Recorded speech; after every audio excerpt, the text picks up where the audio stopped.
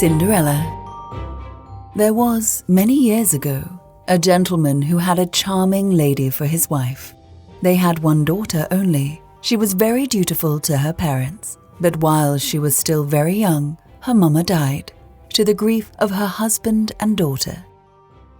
After a time, the little girl's papa married another lady. Now this lady was proud and haughty, and had two grown-up daughters as disagreeable as herself. So the poor girl found everything at home changed for the worse. But she bore all her troubles with patience, not even complaining to her father, and, in spite of her hard toil, she grew more lovely in face and figure every year. Now the king's son gave a grand ball, and all persons of quality were invited to it. Our two young ladies were not overlooked. Nothing was now talked of but the rich dresses they were to wear. At last the happy day arrived. The two proud sisters set off in high spirits. Cinderella followed them with her eyes until the coach was out of sight.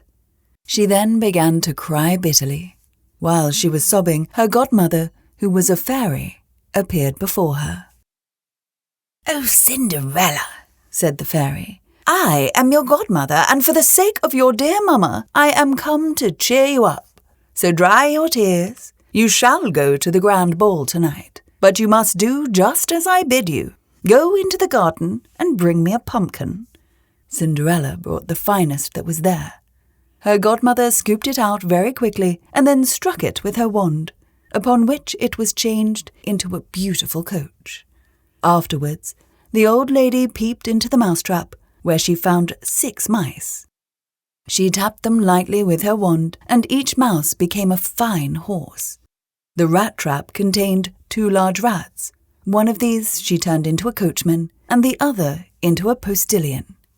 The old lady then told Cinderella to go into the garden and seek for 6 lizards. These she changed into 6 footmen, dressed in the gayest livery.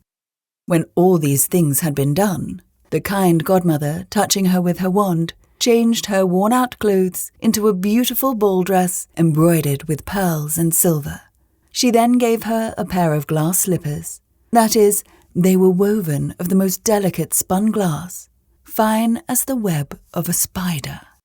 When Cinderella was thus attired, her godmother made her get into her splendid coach, giving her a caution to leave the ball before the clock struck 12. On her arrival, her beauty struck everybody with wonder. The gallant prince gave her a courteous welcome, and led her into the ballroom, and the king and queen were as much enchanted with her as the prince conducted her to the supper table, and was too much occupied in waiting upon her to partake of anything himself. While seated, Cinderella heard the clock strike 11:15. She rose to leave, the prince pressing her to accept an invitation for the ball on the following evening. On reaching home, her godmother praised her for being so punctual, and agreed to let her go to the next night's ball.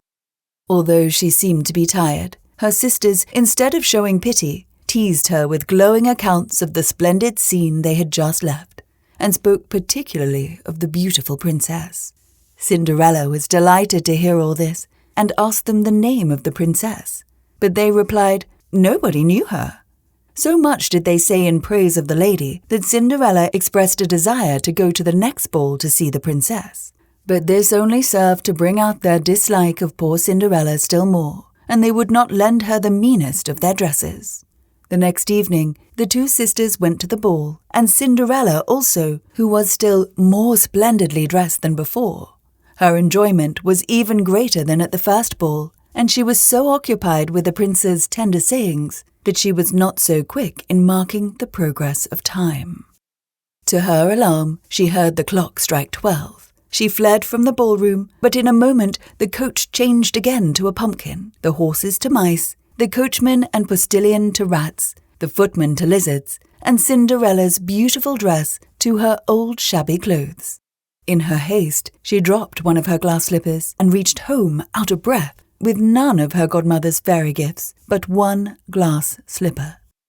When her sisters arrived after the ball, they spoke in terms of rapture of the unknown princess, and told Cinderella about the little glass slipper she had dropped and how the prince picked it up.